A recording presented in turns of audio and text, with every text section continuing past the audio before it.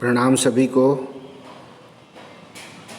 आज हम इस भाग में मांग की लोच को प्रभावित करने वाले तत्वों की विवेचना समझेंगे। मांग की लोच को प्रभावित करने वाले तत्वों की विवेचना। तो मांग की लोच को प्रभावित करने वाले तत्व निम्नलिखित है। पहला आता है वस्तु की प्रकृति।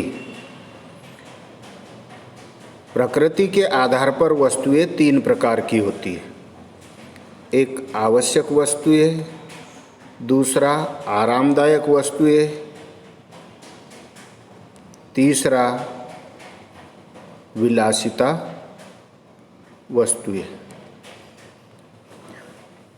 आवश्यक वस्तुओं जैसे नमक, गेहूं आदि की मांग लोच बेलोचदार होती है, क्योंकि कीमत घटने अथवा बढ़ने का इन वस्तुओं की मांग पर कोई प्रभाव नहीं पड़ता।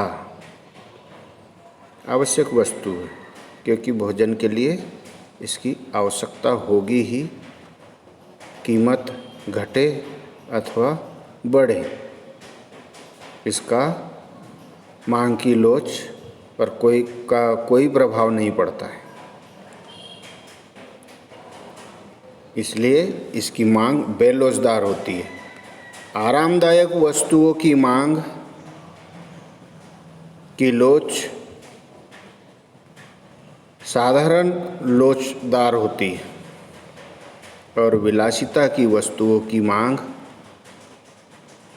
लोच अधिक लोचदार होती है। दूसरा, स्थापन वस्तुएं। यदि किसी वस्तु के अन्य स्थापन उपलब्ध है तब ऐसी वस्तुओं की मांग की लोच अत्यधिक लोचदार होगी, क्योंकि जब किसी वस्तु की कीमत बढ़ जाती है तो उसके स्थान पर अन्य स्थापन वस्तुओं के स्थान पर इसका प्रयोग होने लगता है। जैसे चाय, कॉफ़ी, गुड़, चीनी आदि ऐसी ही स्थापन वस्तुएं हैं। बाजार में अनेक टूथपेस्ट एवं साबुनों की उपलब्धि भी स्थापन वस्तुओं की श्रेणी में आती है। तीसरा है आय स्तर। आय स्तर भी मांग की लोच को प्रभावित करता है। धनी व्यक्ति के लिए मांग की लोच प्रायः बेलोचदार होती है, क्योंकि वस्तुओं की कीमत बढ़ने का धनी व्यक्ति पर कोई विशेष प्रभाव नहीं होता, जबकि गरीब व्यक्ति के लिए वस्तु की मांग अत्यधिक लोचदार होती है, क्योंकि उसकी मांग कीमतों में वृद्धि से अत्यधिक प्रभावित होती है। चौथा, कीमत स्तर। मांग की लोच संबंधित वस्तु की कीमत स्तर पर भी निर्भर करती है। कीमत के ऊंचे स्तर पर मांग की लोच अधिक होगी, क्योंकि मांग ऋणात्मक होगी, गिरेगी, और कीमत के नीचे स्तर पर मांग की लोच कम होगी। तो यह हमने समझा मांग की लोच को प्रभावित करने वाले तत्व कौन कौन से हैं। तो तीन प्रकार की वस्तुएं होती है: आवश्यक वस्तु, आरामदायक वस्तु, विलासिता की वस्तु। आवश्यक वस्तुओं में नमक, गेहूँ इत्यादि आते हैं, इसकी मांग बेलोचदार होती है। दूसरा, आरामदायक वस्तुओं की मांग साधारण लोचदार होती है और विलासिता की वस्तुओं की मांग लोच अधिक होती है। दूसरा आता है वस्तु की प्रकृति के बाद में स्थापन वस्तु है। तीसरा आय स्तर और चौथा कीमत स्तर। अगला प्रश्न, उपभोक्ता संतुलन के निर्धारण की व्याख्या कीजिए। उपभोक्ता संतुलित कैसे होता है? बहुत गंभीरता से इस प्रश्न का उत्तर समझेंगे। उपभोक्ता संतुलन, क्योंकि यही इस इकाई का सार है। उपभोक्ता संतुलन की स्थिति की व्याख्या निम्नलिखित दो परिस्थितियों में की जा सकती है।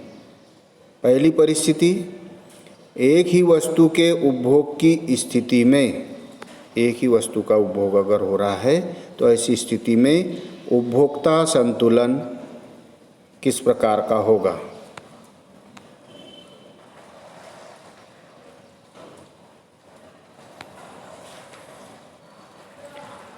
एक विवेकशील उपभोक्ता किसी वस्तु का उपभोग उस सीमा तक करेगा, एक विवेकशील व्यक्ति किसी वस्तु का उपभोग उस सीमा तक करेगा जहां उस वस्तु की अंतिम इकाई से प्राप्त सीमांत उपयोगिता उस वस्तु की कीमत के रूप में दी जाने वाली मुद्रा की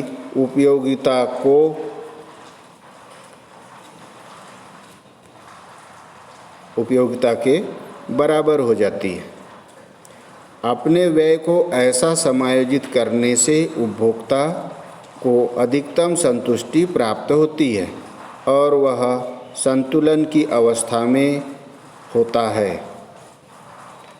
संक्षेप में, उपभोक्ता संतुलन बराबरी से MU(x) बराबरी से MU(n) अथवा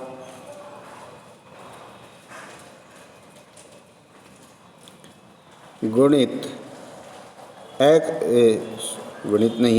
x वस्तु की सीमांत उपयोगिता बराबरी से x वस्तु की मुद्रा, x वस्तु की सीमांत उपयोगिता बराबरी से x वस्तु की मुद्रा।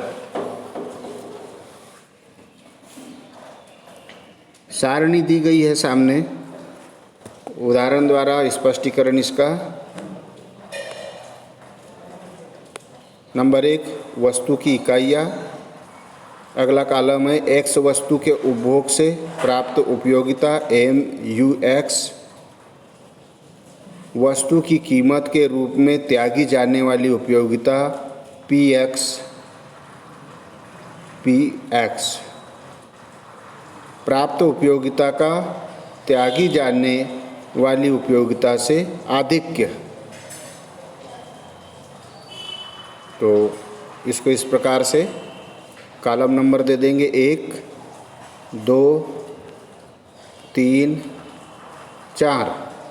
4 नंबर जो कॉलम है इसमें प्राप्त उपयोगिता का त्यागी जाने वाली उपयोगिता से आधिक्य कितना है। तो इसके लिए क्या करेंगे, 2 ऋण 3, 2 नंबर जो कॉलम है इसमें से 3 नंबर कॉलम को घटा देंगे तो त्यागी जाने वाली उपयोगिता आ जाएगी। देखते हैं सारणी में। नंबर 1, x वस्तु के उपभोग से प्राप्त उपयोगिता MU कितना प्राप्त हुआ, 40।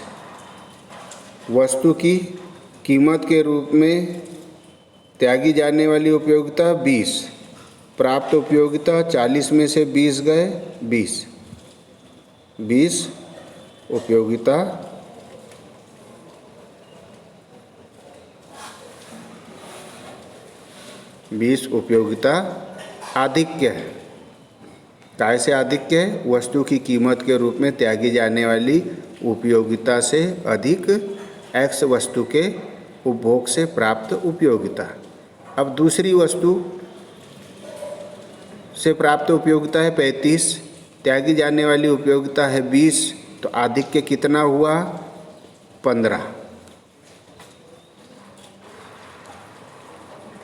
तीसरी वस्तु से प्राप्त उपयोगिता है 30, त्यागी जाने वाली उपयोगिता कितनी है, 20, तो 30 में से 20 गए, कितना आधिक्य है, 10।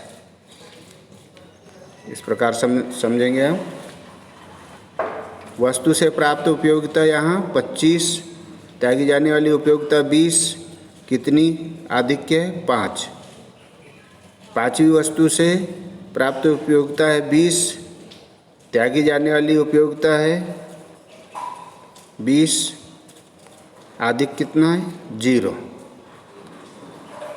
अगली वस्तु का उपभोग जैसे ही करेंगे तो उससे प्राप्त उपयोगिता 15, त्याग कितना कर रहा है वो 20।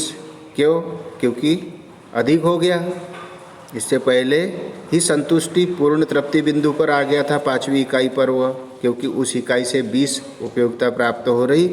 अगली इकाई से वो उसी इकाई से त्याग कर रहा है 20 का, तो 0 उपयोगिता प्राप्त हुई। इससे अगली जैसी इकाई प्राप्त होगी तो उससे उपयोगिता घटते क्रम में 15 प्राप्त होगी।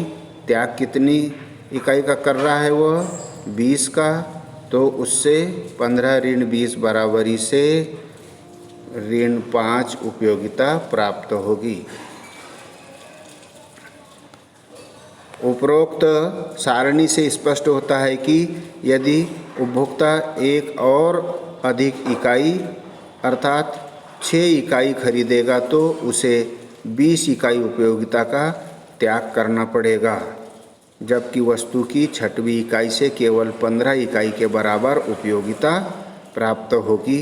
अतः उपभोक्ता की कुल उपयोगिता अधिकतम से कम होगी। इसी प्रकार यदि उपभोक्ता 5 से कम इकाइयाँ खरीदता है तो भी उसकी कुल उपयोगिता अधिकतम से कम होगी।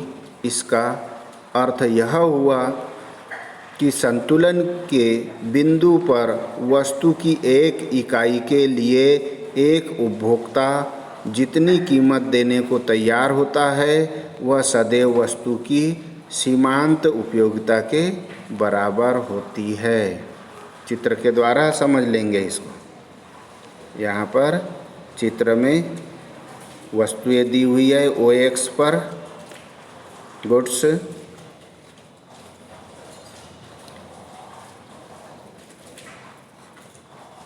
और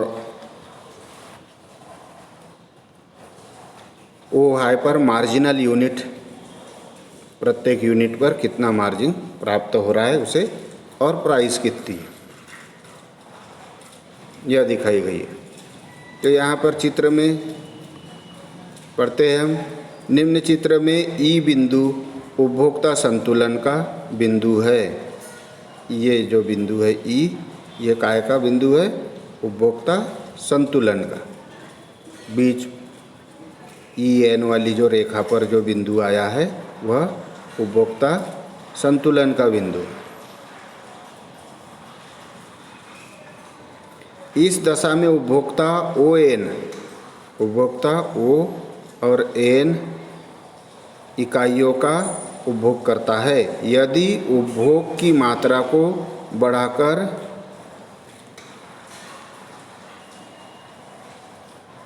OQ कर दिया जाए तो, उपभोग की मात्रा को बढ़ा करके OQ कर दिया जाए तो वस्तु की अतिरिक्त NQ मात्रा से DQ उपयोगिता प्राप्त होती है। NQ मात्रा से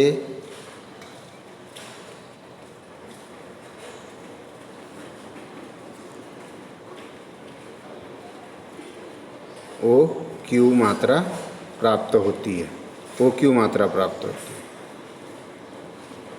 DQ मात्रा प्राप्त होती है। जबकि व्यय की सीमांत उपयोगिता MU चित्रानुसार पूर्ववत Q बनी रहती है।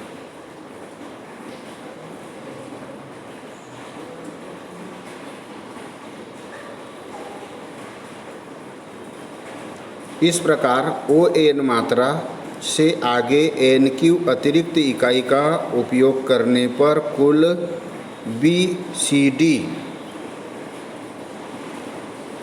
उपयोगिता की हानि होगी।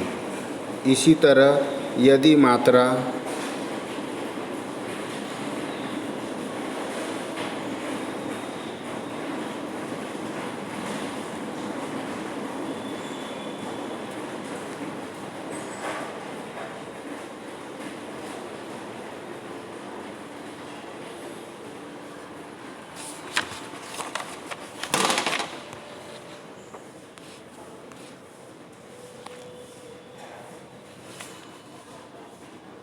अगले भाग में इसके आगे देखेंगे। तो आज का गृह कार्य मांग की लोच को प्रभावित करने वाले तत्वों की विवेचना कीजिए। धन्यवाद।